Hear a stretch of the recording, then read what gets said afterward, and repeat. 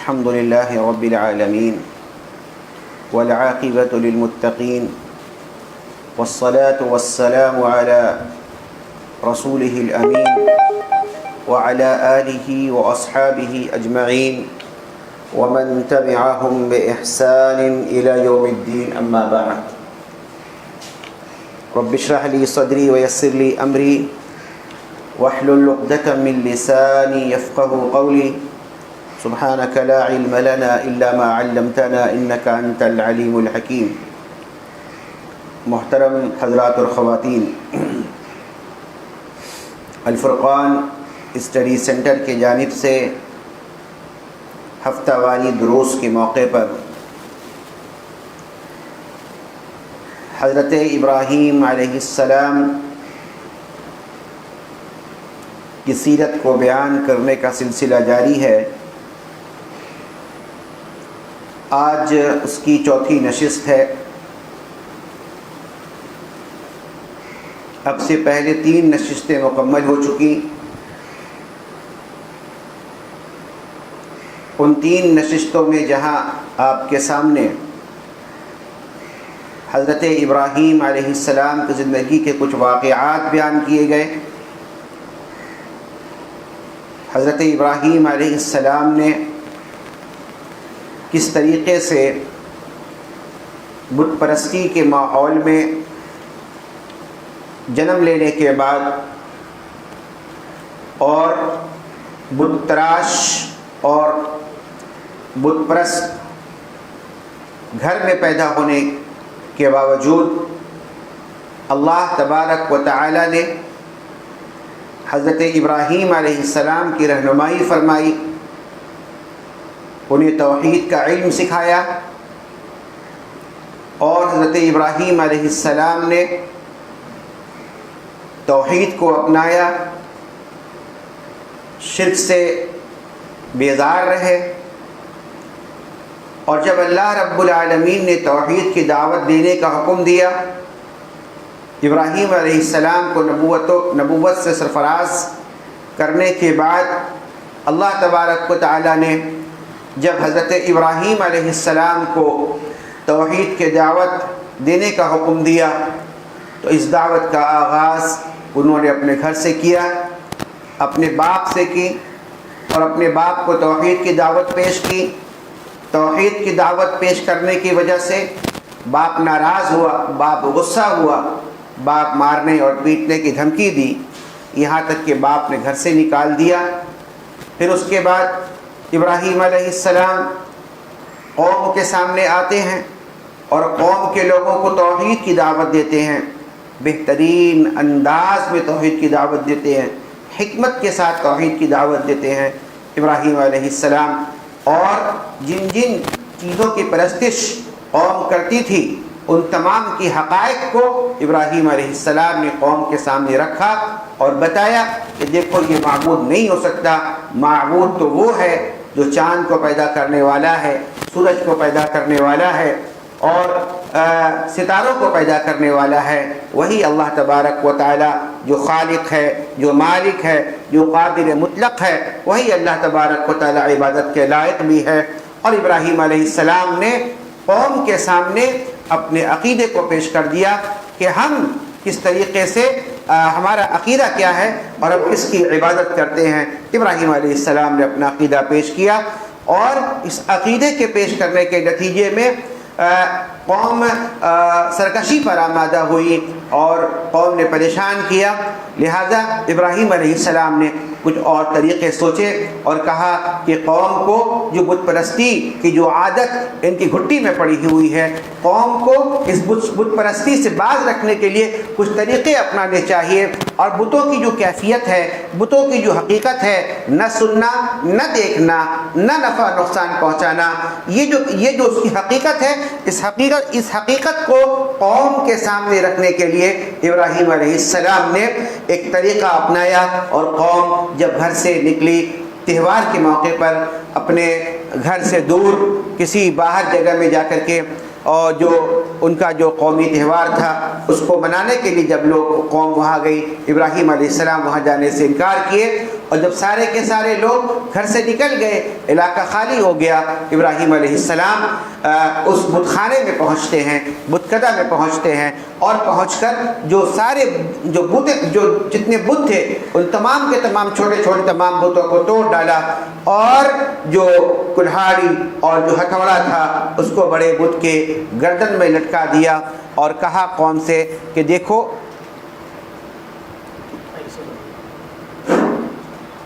کہ میرا تو ارادہ ہے اور میں یہ سمجھتا ہوں کہ اس کی جو حالت ہوئی ہے، بتوں کو توڑ پھوڑ کرنے کی، جو بتوں کے توڑ پھوڑ ہونے کا جو معاملہ ہوا ہے، میرے خیال سے اس میں بڑے بت کا ہاتھ ہے، اور بڑے بت کی وجہ سے ایسا ہوا ہے، لہٰذا اس بڑے بت سے پوچھا جائے۔ قوم نے کہا کیا یہ بڑے بت بول بھی سکتے ہیں؟ ابراہیم علیہ السلام نے وہاں پر بتوں کی حقیقت کو ان کے سامنے بیان کیا۔ جب یہ بولنے کی قوت نہیں رکھتے، سننے کی قوت نہیں رکھتے، اپنے بچاؤ اور اپنے دفاع کی قوت نہیں رکھتے ہیں، تو پھر یہ معبود کیسے ہو سکتے ہیں؟ ابراہیم علیہ السلام نے جس طریقے سے توحید کی دعوت دی، قوم اس کو ماننے کے بجائے قوم دشمنی پر آمادہ ہو گئی، اور یہ فیصلہ ہو گیا، بڑے لوگوں کا فیصلہ ہوا، اعلیٰ عہدیدار لوگوں کا فیصلہ ہوا کہ ابراہیم کو اس کی سزا ملنی چاہیے۔ لہذا ابراہیم علیہ السلام کو سزا جو ملی وہ معمولی سزا نہیں تھی، بلکہ جو سزا تجویز کی گئی وہ سزا یہ تھی کہ ابراہیم کو دہتے ہوئے شعلے میں ڈال دیا جائے۔ لہذا ابراہیم علیہ السلام کو آگ میں ڈالنے کی تیاری کی گئی ہے۔ بڑے بڑے آگ کے شعلے بلند ہو رہے ہیں، آگ کو جلایا گیا، اور آگ کو یعنی کہ شعلہ دینے کے لیے، اس کو مزید بھڑکانے کے لیے جو ایندھن ہو سکتا تھا وہ سارے ایندھن لائے گئے اور اس کو آگ میں ڈالا گیا۔ آگ کے شعلے بھڑک رہے تھے۔ آگ کے شعلوں کے بھڑکنے کا عالم یہ ہے کہ آسمان کے اوپر کوئی پرندہ اگر وہاں سے دوڑ کر اڑتے ہوئے جائے تو پرندہ جل جائے، اس کے پر جل جائے۔ ایسے بلند شعلے میں بلند شعلے ابراہیم علیہ السلام کے لیے تیار کیا گیا، اور ابراہیم علیہ السلام کو ان نمرودیوں نے، ان کفار نے اور بت پرستوں نے ابراہیم علیہ السلام کو اس آگ میں ڈالنے کی کوشش کی، اور یہ فیصلہ کر دیا گیا کہ ابراہیم کو آگ میں ڈالو، اور ان لوگوں نے اپنا کام کیا اور اللہ رب العالمین نے اپنا کام کیا۔ اللہ تبارک و تعالیٰ نے جب حضرت ابراہیم علیہ السلام کو آگ میں ڈالا جا رہا تھا تو اللہ رب العالمین نے آگ کو حکم دیا کہ اے آگ تو ٹھنڈی ہو جا، سلامتی کے ساتھ ابراہیم پر۔ اللہ تبارک و تعالیٰ فرماتا ہے قلنا یا نار کونی بردا وسلام علی ابراہیم، ہم نے آگ سے کہا اے ابراہیم، اے آگ تو ابراہیم کے لیے سلامتی ہو جا، ٹھنڈی ہو جا، سلامتی کے ساتھ ٹھنڈی ہو جا۔ اللہ رب العالمین نے آگ کو حکم دیا، آگ کی فطرت تبدیل ہو گئی۔ آگ پہ جو فطرت ہے وہ جلا دینا ہے، آگ کا کام جلانا ہے، آگ کا کام ہے کہ اس کو کسی چیز کو اس پر ڈالا جائے تو اس کو جلا دے، لیکن اللہ رب العالمین نے آگ کو حکم دیا اے آگ تو اپنی فطرت کو تبدیل کر دے۔ اللہ رب العالمین کے حکم ملتے ہی آگ اپنی فطرت کو تبدیل کر دیتی ہے، اور ابراہیم علیہ السلام کے سر کا ایک بال بھی نہیں جلتا ہے۔ یہ اللہ رب العالمین کی جانب سے اپنے خلیل حضرت ابراہیم علیہ السلام کے بچاؤ کا اعلان تھا۔ اور یہ اصل میں یہ جو معاملہ، یہ جو جھگڑا تھا، ایک طرف جو اللہ رب العالمین ہے، جو وحدہ لا شریک لہ ہے، جو حقیقی معبود ہے، حقیقی معبود کا مقابلہ کس سے ہو رہا ہے؟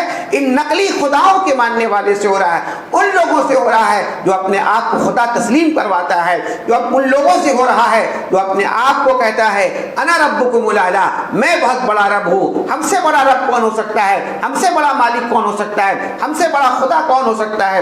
اپنے آپ کو خدا کہلانے والا سے اب اس کا مقابلہ کس سے ہو رہا ہے؟ جو حقیقی معبود ہے، جو اللہ سبحانہ و تعالیٰ کی ذات ہے۔ اللہ رب العالمین نے ان نمرودیوں کے ان کے جو ارادے تھے، اللہ رب العالمین نے اس کو خاک میں ملا دیا اور اپنے خلیل ابراہیم علیہ السلام کو بچایا۔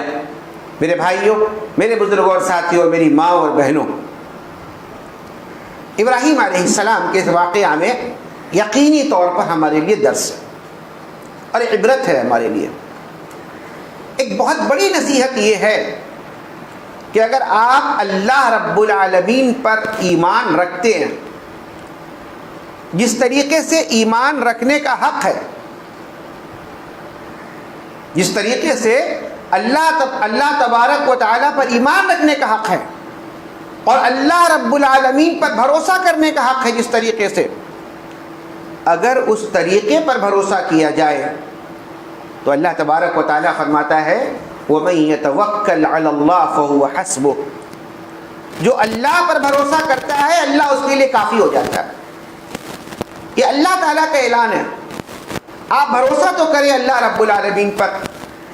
اس دنیا کے اندر ہم دیکھتے ہیں، ہم اس وقت پوری دنیا کے اندر ظالمانہ نظام قائم ہے، جو حکمراں ہیں وہ ظالم ہیں، ظلم کر رہے ہیں اپنی رعایا کے اوپر میں۔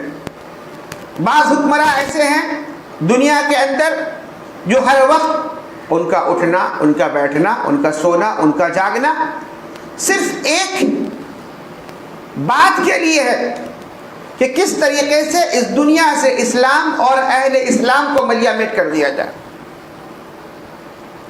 اسلام کو مٹانے کی کوشش، اہل اسلام کو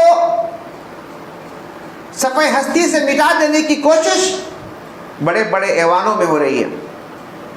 جو بڑے بڑے اعلیٰ عہدے پر فائز ہیں نا، ان کی جو میٹنگیں ہوتی ہیں، جب لوگ بیٹھتے ہیں سر جوڑ کر، ایک بات ہوتی ہے کہ دنیا سے مسلمانوں کا صفایا کیسے ہو۔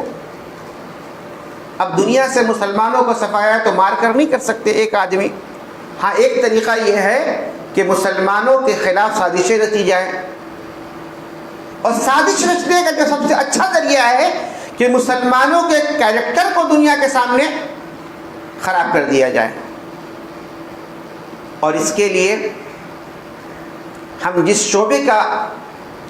شعبے کو استعمال کرتے ہیں اس شعبے کا نام ہے میڈیا۔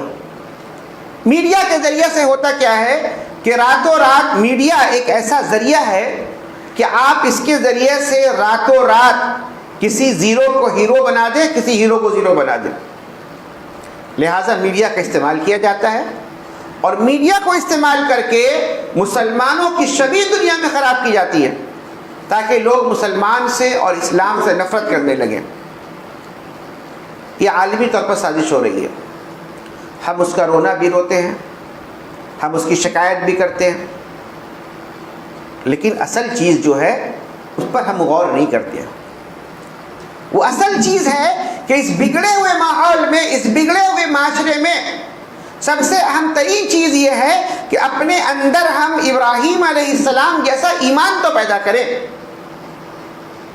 ابراہیم علیہ السلام جیسا ایمان تو پیدا کریں۔ توحید کی دعوت دینے کی وجہ سے باپ نے گھر سے نکال دیا، ارادے میں کوئی کمی نہیں آئی، یہ نہیں سوچ کہ اگلا معاملہ کیا ہوگا، کہاں کھائیں گے، کہاں پیئیں گے، کہاں کیا ہوگا، نہیں، کوئی پرواہ نہیں ہے، اس سے کوئی مطلب ہی نہیں ہے۔ ٹھیک ہے، گھر سے نکل گئے، باہر رہ رہے،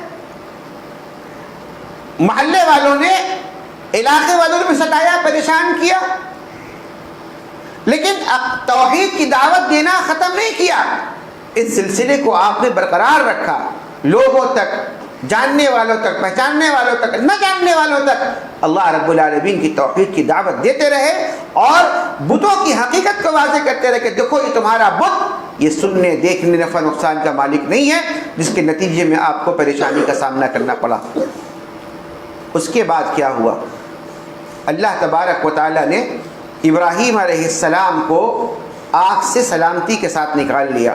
مفسرین کرام کہتے ہیں کہ اللہ تبارک و تعالیٰ جب آگ کو حکم دیا یا نار کونی بردوں و سلاما، اے آگ تو ابراہیم پر ٹھنڈی ہو جائے سلامتی کے ساتھ۔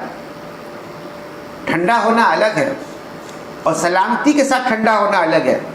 مفسرین لکھتے ہیں اگر اللہ تعالیٰ لفظ سلامہ نہیں کہتا تو آگ اتنی ٹھنڈی ہو جاتی کہ ابراہیم علیہ السلام ٹھنڈک سے مر جاتے۔ انسان سردی سے بھی مرتا ہے اور انسان گرمی سے بھی مرتا ہے۔ ابھی گرمی کا زمانہ ہے، یہاں پر دیکھ لیجیے گا 40-41 ڈگری گرمی ہے، لوگ پریشان ہیں۔ آپ دوسرے اسٹیٹ میں جائیے 50-55 ڈگری گرمی ہے، کل کیا رپورٹ ہے 50-55 لوگ مر گئے بہار میں گرمی سے۔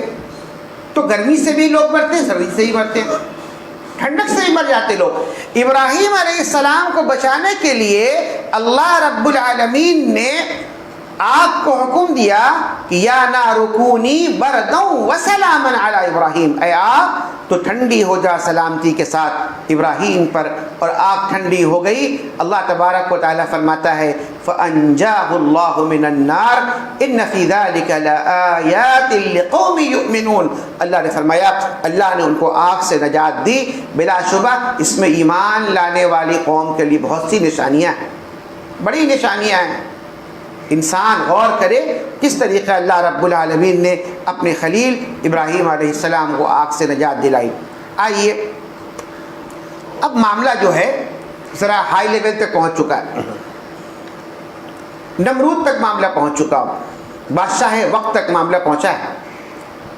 بھائی یہ کون ہے جو میرے خدائی پر لات مارنے کے لیے آیا ہے نا؟ ہم تو سارے لوگوں سے کہتے ہیں کہ ہم خدا ہے، یہ ابراہیم کہتا ہے کہ نہیں تم خدا ہو نہیں، معبود تم ہو ہی نہیں، عبادت کے لائق تم نہیں ہو۔ آخر کیا جائے؟ نمرود یہ پریشان ہے کہ میری حیثیت ختم ہو رہی ہے، میرا زوال ہو رہا ہے، میرا جو پول ہے نا سارے کا سارا پول کھل رہا ہے، لوگ ہم کو خدا کہتے ہیں، لوگ ہم کو خدا مانتے ہیں، ابراہیم کہتا ہے خدا کوئی اور ہے، معبود کوئی اور ہے، لہذا کیا جائے؟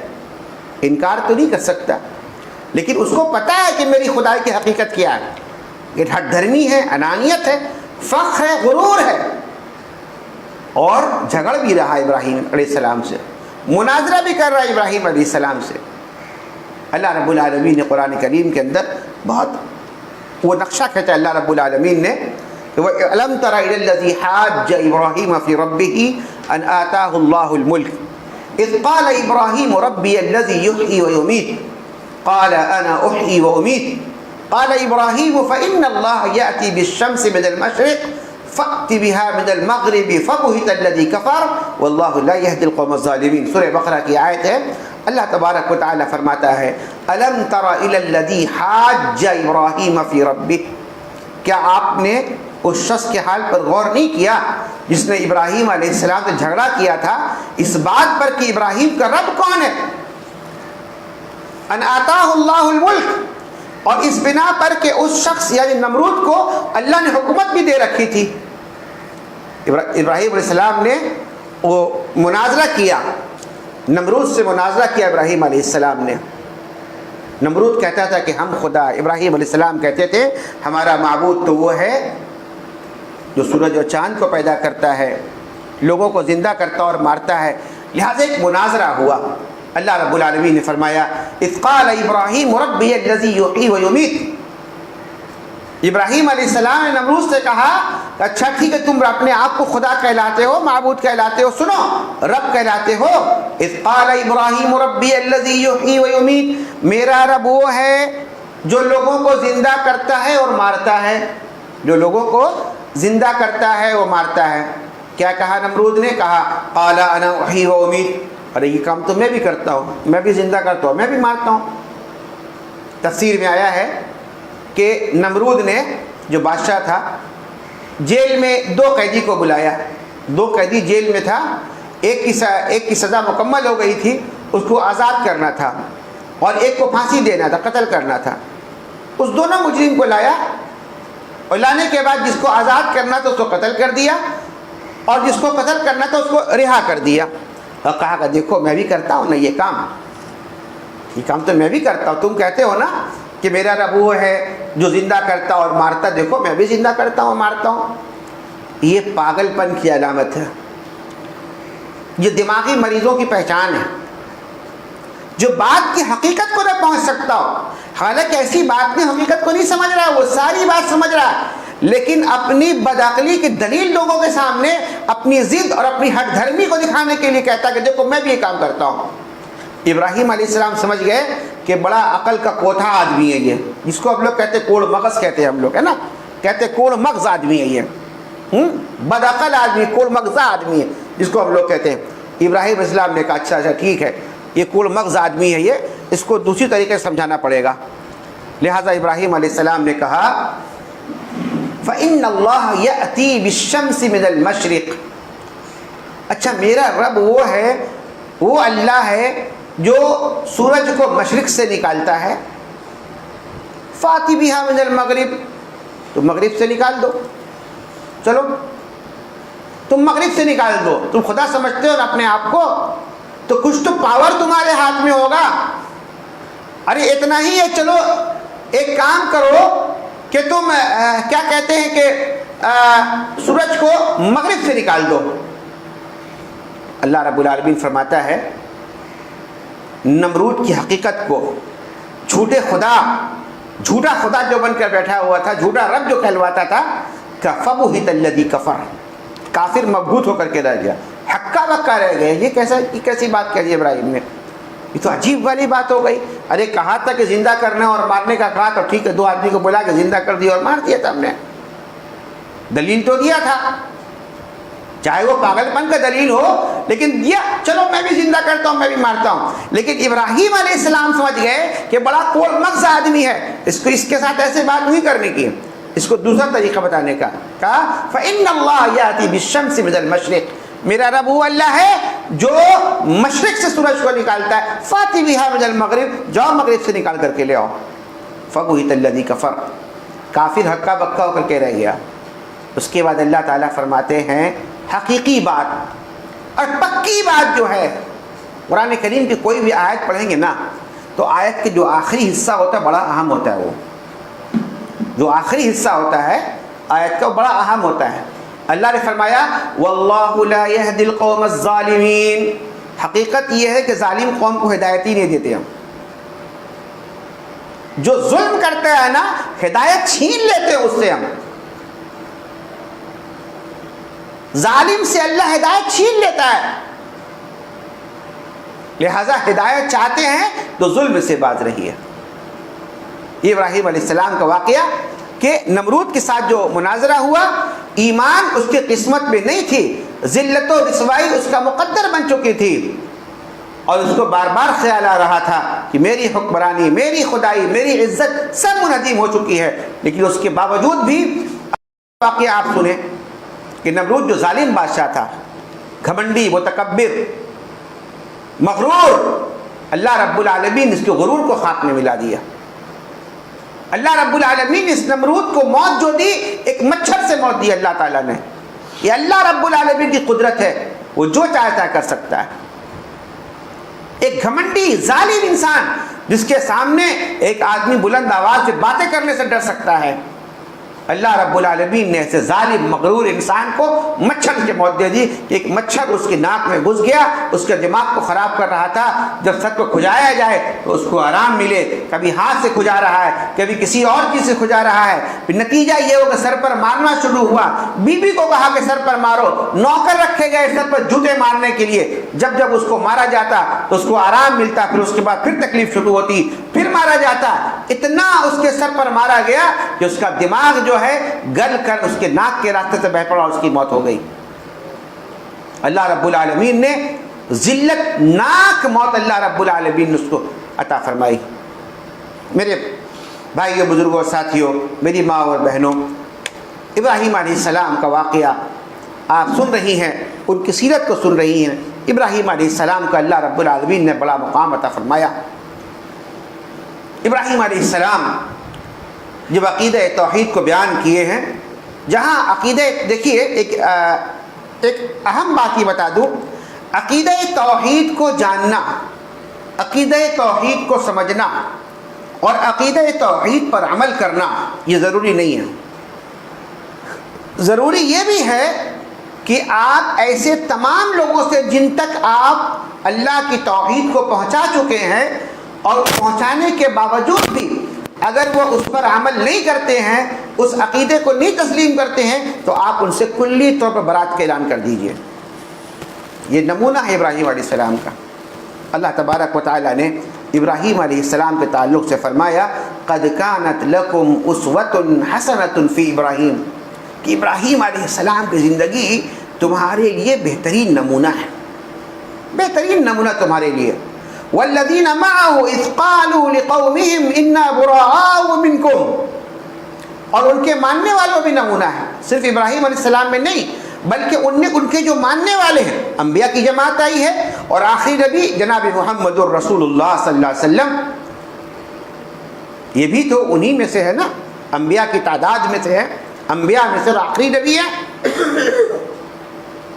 فرمایا اذ قالوا لقومہم، جب انہوں نے اپنی قوم سے کہا، کیا کہا؟ انا براء منکم، میں تم سے برات کا اعلان کرتا ہوں، ومما تعبدون من دون اللہ، اور ان تمام سے جن کی تم عبادت کرتے ہو اللہ کے سوا، ان تمام سے ہم اپنی براءت کا اعلان کرتے ہیں، علیحدگی کا اعلان کرتے ہیں، ہم تمہارا ساتھ نہیں دے سکتے، ہم تمہارا ساتھ نہیں دے سکتے۔ کفرنا بہ، کفرنا بکم وبدا بیننا وبینکم العداوۃ والبغضاء ابدا حتی تؤمنوا باللہ وحدہ، ہم تمہارے انکاری ہیں، ہم تمہارے اور تمہارے معبود کے انکار کرنے والے ہیں، اور اس وقت تک انکار کرتے رہیں گے حتی تؤمنوا باللہ وحدہ، یہاں تک کہ تم اللہ رب العالمین کے وحدانیت پر ایمان نہ لے آؤ۔ کھل کر بات، دو ٹوک اعلان کر دیا اللہ ابراہیم علیہ السلام نے کہ ہم تمہارے بھی انکاری ہیں اور تمہارے معبود کے بھی انکاری ہیں، اور تم سے یہ برات کا اعلان کرتے، اور میرا یہ معاملہ علیحدگی اس وقت تک رہے گا جب تک تم اللہ کی وحدانیت پر ایمان نہیں لے آؤ گے۔ قرآن کریم کی آیت کریمہ اور ابراہیم علیہ السلام کی زندگی کے یہ واقعہ اس بات کا سبق دیتا ہے ہمیں کہ ہم کو بھی اپنی زندگی میں ایسے تمام لوگوں سے جو شرک پر عمل پیرا ہیں، مشرکانہ عمل کرتے ہیں، مشرکانہ عقیدہ رکھتے ہیں، سب سے پہلا کام آپ کو دعوت دینا ہے۔ آپ ان کو دعوت دیں، توحید کی دعوت دیں، بتائیں اس کو توحید کی حقیقت بتائیں، اللہ وحدانیت پر ایمان لانے کا حکم دیں، غیر اللہ کی عبادت سے روکیں، غیر اللہ کی عبادت کی جو بھی شکلیں ہیں، چاہے وہ بابا کی ہو، قبر کی ہو، کسی بھی صورت میں جو غیر اللہ کی پرستش کی شکل ہے، اس سے روکنے کی کوشش کریں۔ اور جب آپ اپنے اس مشن میں کامیاب نہ ہوتا ہوا دیکھ رہے ہیں اپنے آپ کو، تو آپ ان سے اپنی برات کا اعلان کر دیجیے۔ یہ نہیں کہ گل بل کر کے رہیں گے، ساتھ اٹھیں گے بھی، ساتھ بیٹھیں گے بھی، ساتھ کھائیں گے بھی، ہوٹل میں بھی جائیں گے اور تقریر میں بھی جائیں گے اور ان کی شادی میں بھی جائیں گے، سب کچھ کریں گے اور کہیں گے ہم تو دعوت پیش کر دی ہے۔ نہیں، اب اپنے آپ کو ان سے علیحدگی بھی اختیار کیجیے۔ کیا کہ ہمارا تمہارے ساتھ معاملہ نہیں سکتا ہے، تمہارا عقیدہ ٹھیک نہیں ہے، بدعقیدگی کا معاملہ ہے، مشرکانہ عمل۔ آپ یہ نہیں کہہ رہے کہ آپ ان کو کافر بول دیجیے، آپ کافر بول کر کے الگ ہو جائیے، بلکہ آپ ان کی تبلیغ کرتے رہیے۔ لیکن تبلیغ ایسا نہیں کہ آپ ایک بار بول دیں تبلیغ ہوگی۔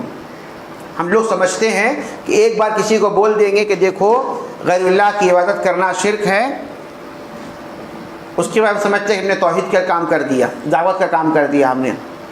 انبیاء کرام کی زندگی کو دیکھیں گے کہ پوری زندگی لگا دی قوم کے سامنے توحید کی دعوت کو پیش کرنے کے لیے۔ تو ابراہیم علیہ السلام نے ان لوگوں سے اپنی برات کا اعلان کر دیا اور کہا کہ ہم تمہارے ساتھ نہیں رہ سکتے ہیں یہاں تک کہ تم اللہ کی وحدانیت پر ایمان لے آؤ۔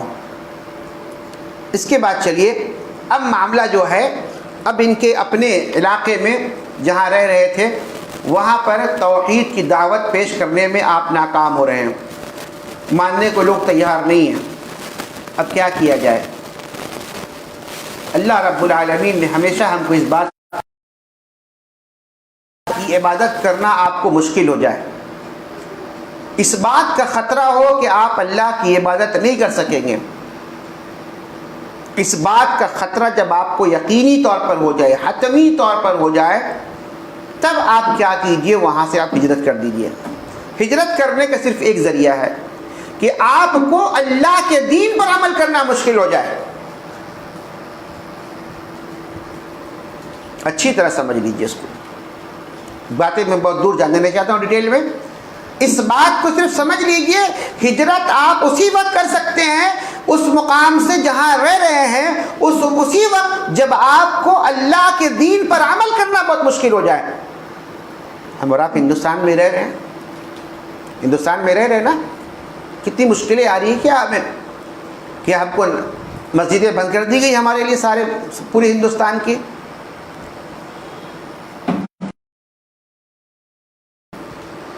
اب کوئی قربانی نہیں کر سکتا یہاں پر، اب کوئی نمازیں نہیں پڑھ سکتا یہاں پر، مسجدیں بند کر دی گئی ہیں، قرآنی اوراق کو رکھنا منع کر دیا گیا ہے۔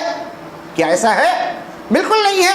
لیکن اس کے باوجود کچھ بدذہن لوگ بد کردار لوگ، گندے لوگ، بدماش لوگ ایسے ہوتے ہیں جو مسلمانوں کو برین واش کرتے ہیں، یہ ملک ہمارے لیے رہنے کی نہیں ہے، اب ہم کو ہجرت کرنا ہے، ہجرت کرنا ہے، ہجرت کر کے نکل جانا ہے۔ یہ بدتمیز لوگ ہیں، یہ لوگ بدتمیز ہیں۔ اب مارنے کی کوشش کر دی گئی کہ آج کی رات اللہ کے رسول کو قتل کر دیا جائے گا، تب اللہ نے حکم دیا جائیے اب ہجرت کر کے نکل جائیے یہاں سے۔ جب جان کی باری آ جائے اس وقت حضرت ابراہیم علیہ السلام اب نکلے اپنے گھر سے اور کہا کہ انی ذاہب الی ربی سیہدین، کہ میں اپنے رب کی طرف جا رہا ہوں، وہ عنقریب میری رہنمائی فرما دے گا۔ وَنَجَّيْنَاهُ وَلُوطًا إِلَى الْأَرْضِ الَّتِي بَارَكْنَا فِيهَا لِلْعَالَمِينَ، یعنی اللہ تعالیٰ نے فرمایا ہم نے اس کو اور لوط کو، لوط علیہ السلام ابراہیم علیہ السلام کے بھتیجے ہیں، لوط کو اس مقدس زمین کی طرف بھیج کر نجات دلائی جس میں ہم نے جہان دنیا والوں کے لیے برکتیں ڈال رکھی ہیں۔ چنانچہ ابراہیم علیہ السلام دریائے فرات سے کنارے کنارے چلتے ہوئے حران تشریف لائے۔ اہل حران پر بھی تبلیغ بے اثر رہی، لہٰذا وہاں سے ملک شام کی طرف روانہ ہو گئے اور فلسطین میں جہاں پہنچے، یہاں ابراہیم علیہ السلام گزارا کرنے کے لیے بھیڑ بکریاں رکھ لی، جن میں اللہ رب العالمین نے خوب اضافہ کیا، مگر قحط کی وجہ سے یہ سارے ختم ہو گئے۔ تو اللہ ابراہیم علیہ السلام نے اپنے بھتیجے لوط کو جو پیغمبر بن چکے تھے یہاں تبلیغ کے لیے چھوڑا اور خود ابراہیم علیہ السلام مصر کی راہ لے لی۔ ابراہیم علیہ السلام جب یہاں سے نکلے ہیں اپنی بیوی کو لے کر کے، حضرت سارہ علیہ السلام کو لے کر کے نکلتے ہیں، تو ایک معاملہ ہوتا ہے جسے صحیح بخاری اور صحیح مسلم میں بیان کیا گیا ہے، دونوں نے اپنی اپنی صحیح میں نقل کی ہے کہ جب سیدہ سارہ علیہ السلام کو لے کر ابراہیم علیہ السلام نکلے تو جس مقام سے جا رہے تھے وہاں کا ایک بادشاہ تھا، وہ بڑا ظالم تھا، اور اس کے ظلم کا یہ معاملہ یہ تھا کہ کوئی بھی قافلہ وہاں سے گزرتا نا تو اس قافلے میں کوئی جوڑا اگر ہوتا، میاں بیوی کا کوئی جوڑا ہوتا تو شوہر کو قتل کر دیتا اور بیوی کو اپنے پاس رکھ لیتا۔ لہٰذا ابراہیم علیہ السلام جب وہاں سے گزر رہے تھے تو بادشاہ کو بتایا گیا کہ قافلہ آیا ہے جس میں ایک خوبصورت عورت بھی ہے، تو اس نے اپنے چیلے چپاٹے کے ذریعہ ابراہیم علیہ السلام کو بلوایا اور حکم دیا کہ اس کو بولو، حکم دیا کہ اپنی بیوی کو میرے حوالے کر دو۔ جب سیدہ سارہ علیہ السلام کو اس کے پاس بلایا گیا تو ابراہیم علیہ السلام نے فرمایا اے سارہ، میں آپ کو اپنی بہن بتا چکا ہوں، یعنی کہ بہن بول دینے سے معاملہ ختم ہو سکتا ہے، لہٰذا میں یہاں جھوٹ بول دیا اور کہا یہ میری بہن ہے۔ چنانچہ جب سیدہ سارہ علیہ السلام بادشاہ کے پاس پہنچی تو بادشاہ آگے بڑھنے کی کوشش کرتا ہے اور حضرت سارہ علیہ السلام کے ساتھ بری حرکت کرنے کا ارادہ کرتا ہے۔ جیسے ہی وہ آگے بڑھتا ہے بادشاہ کا ہاتھ شل ہو جاتا ہے، سن ہو جاتا ہے، بالکل وہ گھبرا جاتا ہے، پریشان ہو جاتا ہے کہ یہ کیا معاملہ، وہ ہاتھ کام نہیں کر رہا۔ انہوں نے سارہ علیہ السلام سے کہا کہ دعا کرو میرے لیے کہ میں ٹھیک ہو جاؤں، میں ٹھیک ہو جاؤں گا، میں تم کو چھوڑ دوں گا، تم کو کوئی پریشانی نہیں کروں گا، میں پریشان نہیں کروں گا۔ حضرت سارہ نے دعا کی اللہ سے، اس کا ہاتھ درست ہو گیا، ٹھیک ہو گیا وہ، لیکن وہ بدبخت باز نہیں آیا، وہ دوبارہ دست درازی کرنے کی کوشش کرتا ہے، پھر سے اس کا ہاتھ شل ہو جاتا ہے، پھر کہتا ہے اس مرتبہ دعا کر دو، اگر مجھے عافیت مل گئی تجھے چھوڑ دوں گا، کیونکہ وہ جان چکا تھا کیونکہ معمولی عورت نہیں ہے یہ جو عورت ہے یہ کوئی معمولی عورت نہیں ہے کہ اس کے پاس آگے بڑھ رہا ہوں تو میرا ہاتھ کام نہیں کر رہا، میرا ہاتھ شل ہو جا رہا ہے، ضرور کوئی طاقت ہے، کوئی پاور اس کے پاس ہے، کوئی معمولی عورت نہیں ہے۔ لہٰذا سارہ علیہ السلام نے دعا کی اور اس کا ہاتھ درست ہو گیا، ٹھیک ہو گیا۔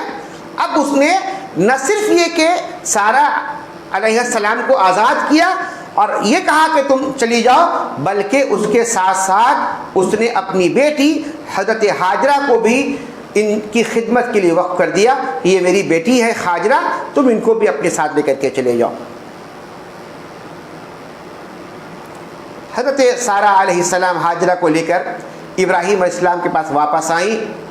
ابراہیم علیہ السلام مصلی پر اللہ کے سامنے دست دعا تھے اور اللہ سے دعا کر رہے تھے اپنی حفاظت کی، اپنی بیوی کی عصمت و عفت کی حفاظت کی دعا کر رہے تھے. فارغ ہوئے تو معاملے کا حال پوچھا کہ آخر کیا معاملہ ہوا، یہ کون ہے؟ تو سیدہ سارہ علیہ السلام نے قصہ سنایا، فرمایا کہ اللہ تعالیٰ نے مجھے کافر کے شر سے نجات دی ہے اور اس نے خدمت کے لیے ہمیں اپنی بیٹی وقف کر دی. اللہ اکبر. اس پر ابراہیم علیہ السلام نے اللہ کی حمد بیان کی. بڑا سبق ہے اس معاملے میں، اس واقعے میں بڑا سبق ہے میرے لیے. سبق یہ سبق یہ ہے کہ اگر ہم اللہ رب العالمین کے سامنے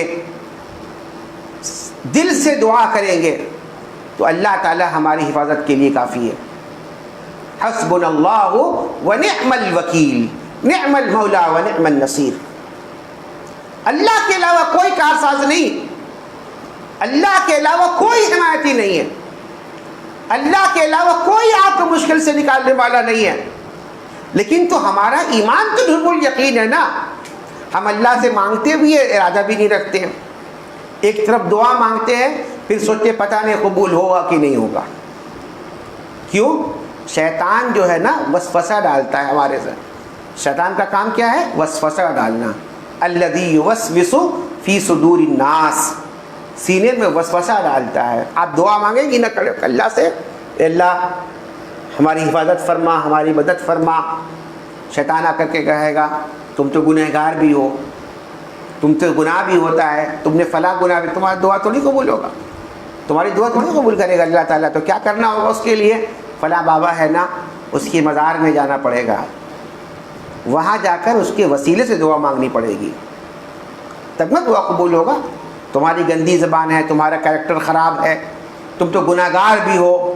گناہگار کی دعا بھی اللہ قبول کرے گا. وہ فلاں اللہ کے ولی ہے لیٹے ہوئے زمین میں، ان سے کہو گی جا کر کے تو وہ دعا کر دیں گے تو تمہاری دعا قبول ہو جائے گی. وہ وسوسہ ڈالتا ہے. ہمارا ایمان ہونا چاہیے. میں نے کہا نا ابراہیم علیہ السلام جیسا ایمان پیدا کرنے کی ضرورت ہے. سیرت ابراہیم جب ہم سنیں گے شروع سے لے کر آخر تک ایک چیز آپ کو ملے گی، ابراہیم علیہ السلام کا ایمان. کتنا پکا ایمان تھا. باپ کو چھوڑ دیے، شہر کو چھوڑ دیے، نکل گئے، آگ میں کود گئے ہیں، بیوی ظالم بادشاہ کے حوالے ہے، دعا کر رہے اللہ سے. ایمان تو دیکھیے کتنا پکا ایمان ہے. وہی اللہ حفاظت کرے گا. عزت کی، عفت کی، حفاظت کی دعا کر اللہ تعالیٰ سے کر رہے ہیں. یہاں سے ابراہیم علیہ السلام اپنی بیوی اور حضرت ہاجرہ کو لے کر کے نکلتے ہیں. اب اللہ تبارک و تعالی ابراہیم علیہ السلام جو عمر کے اس مقام پر پہنچے ہیں کہ عمر 80 سال کی ہو رہی ہے، لیکن اللہ تعالیٰ نے ابھی تک اولاد کی نعمت سے محروم رکھا. یقینی طور پر اولاد کی نعمت بڑی نعمت ہوتی ہے. اولاد کی نعمت جو ہے نا بڑی نعمت ہوتی ہے. ہر انسان تمنا کرتا، ہر انسان آرزو کرتا ہے. انسان تو عام انسان، انبیاء کی جماعت آرزو کرتی، اللہ سے دعا کرتی. ابراہیم علیہ السلام دعا کرتے ہیں رب هب لی من الصالحین، اے اللہ مجھے نیک اور صالح اولاد عطا فرما. برابر دعا کر رہے ہیں، ایک دو بار دعا نہیں کی ہے. ظاہر سی بات ہے 80 سال کی عمر دعا تو نہیں کیے ہوگے. انسان جب شادی کرتا ہے تبھی نہ دعا کرتا ہے. اچھا ضروری نہیں، ایک بات میں بیان کر دوں، یہ ضروری نہیں ہے کہ انسان شادی کے بعد ہی دعا کرے. یہ دعا جو ہے کوئی کنوارا بھی کر سکتا ہے کہ اللہ تعالیٰ مجھے جب بھی اولاد دے تو نیک اولاد دے، صالح اولاد دے. ایسی بات نہیں کہ شادی کے بعد دعا کرے گا اس کے لیے، نہیں. دعا ہے، دعا پہلے بھی کر سکتا ہے آدمی، لیکن اولاد جب اللہ سے مانگو تو صالح اولاد مانگو. ابراہیم علیہ السلام کی دعا کے سبق ملتی ہے. اولاد مانگو تو اللہ سے مانگو.